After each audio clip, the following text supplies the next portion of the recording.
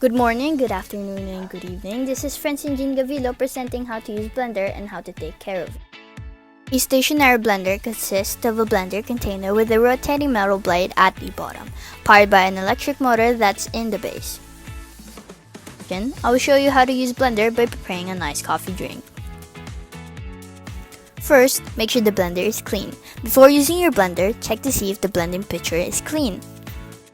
Second, put the blender on a flat surface to make sure that it is safe to use. Third, prepare the ingredients.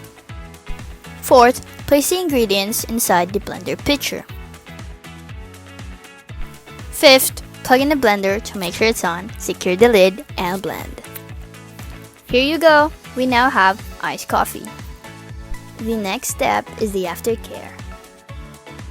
First, put hot water, a few drops of dishwashing soap, and baking soda in the blender 10 to 20 seconds.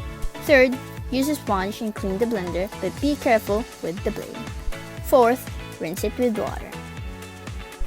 Fifth, dry the parts of the blender with a clean or dry towel and make sure to not wet the plug.